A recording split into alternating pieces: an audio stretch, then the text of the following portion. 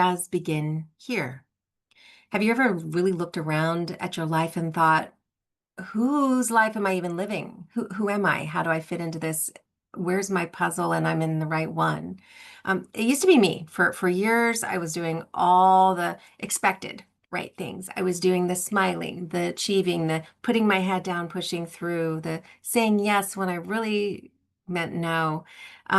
I was the dependable one, the strong one, the overachiever, the fixer, the person that people would come to when they knew they wanted to get something done. So inside, though, I wasn't connected. I wasn't rooted with who I was meant to be. I was lost.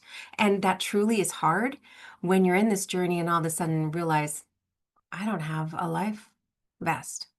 So I didn't have the language for it at the time, but now I know. I was masking a lot and people pleasing, and I had spent so many years trying to be what everyone needed me to be that I truly lost track of who I actually was. And after my late in life diagnosis of ADHD and an HSP, so much came together, so much clicked and made sense. And now I was going, oh, lots of aha moments. But then all this other emotions came in, lots of confusion, lots of grief, lots of anger, um, sadness, lots of things. And so I was starting to process all of that in lots of different ways of journaling, lots of personality quizzes like, how do I fit in? Who am I? And landed with a coach who became a mentor, and also with therapy to really help me engage and root into who I truly am and who I want to be. And I figured out, how did I stop to being a passenger in my own life? I really figured that out, and how I actually started to belong and look to myself. I became my own best friend. I became my own person who would cheer myself on.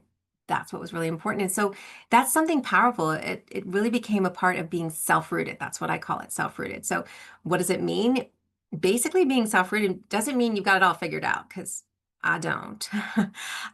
But it does mean that you're learning. You're learning to return and love yourself and look at yourself. And I can look at myself and say, oh, that was my bad. Oh, that was or that's not mine. I don't need to have that. So there's lots of different ups and downs and bumps and curves.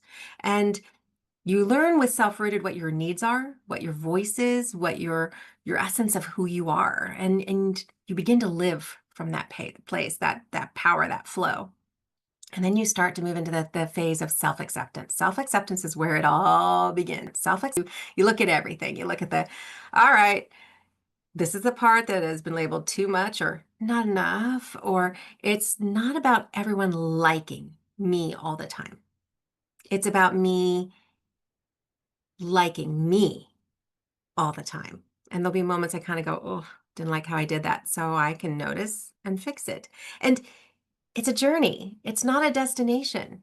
And as we heal and as we grow and as we learn, oh, you're only too much for those people who aren't in the right place for you. They're not your tribe. You're only not enough for the people who are not your tribe. So it's looking in the mirror and it's saying, I see you. You make sense. You are allowed to be here. You belong and you have a tribe. That's what it's saying. So from self-acceptance, then you learn to go self-love. Oh, not like the bubble bath kind of self-care of self-love, but really, really, really ones where you show up and how you show up in those hard moments. Like we've all heard, when no one's watching, how are you showing up? Self-love is deciding that your needs matter, that your boundaries are valid, that your quirks and your sensitivities and unique wiring are not flaws. It's the squiggly lines in that square box we're forced into where we see the squiggly lines for the beauty that they are. It's moving from I love myself when to I'm worthy of love right now, right here, the way I am. And no one can take that measurement of who and what I believe I am. Self-care then moves into not just routines and checklists and to-dos and dones, but nourishment, moments, restoration, pausing and noticing when you're feeling drained so that you can refill that, so that life doesn't take from you, that life actually gives. It's not just what you do, it's not how you treat yourself, it's choosing to rest without guilt.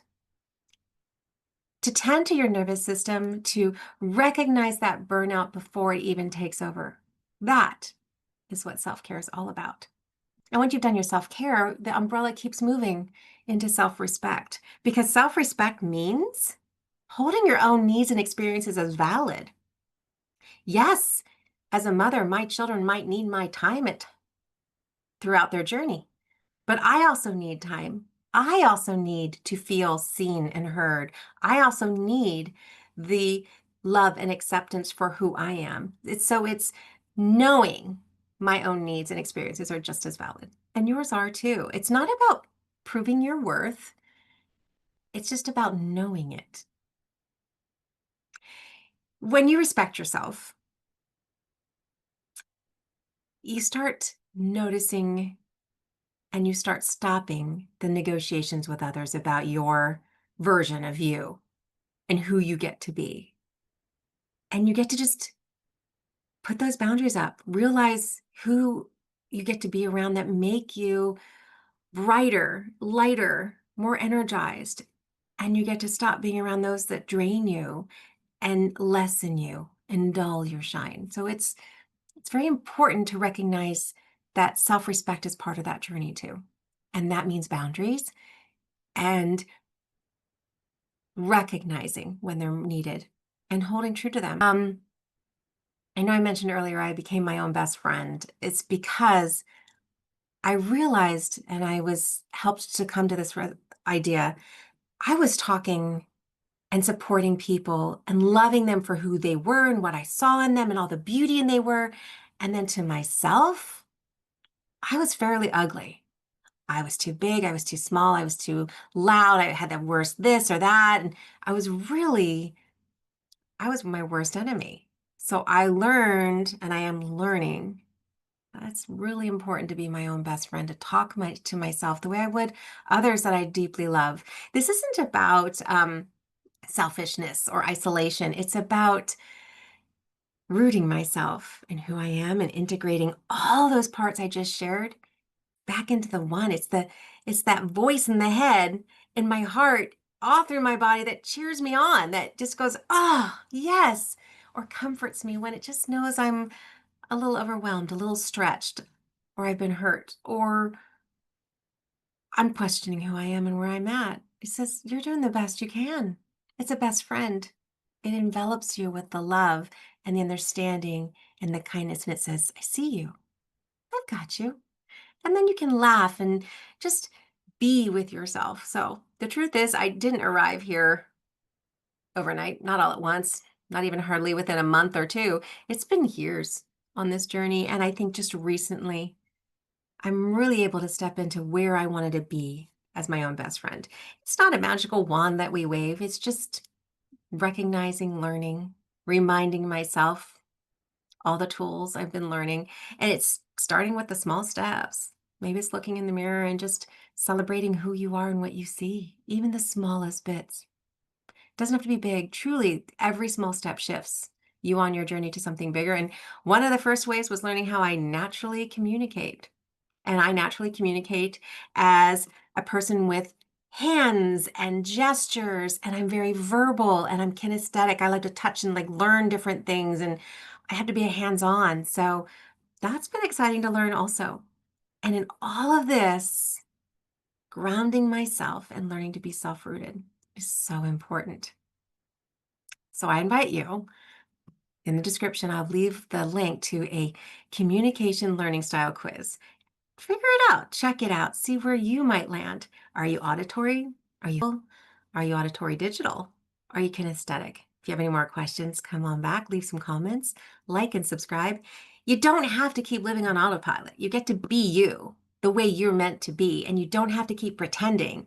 There's a whole life waiting for you on that other side of self-connection and self-love. And I will walk with you that whole way if you're ready to start the journey.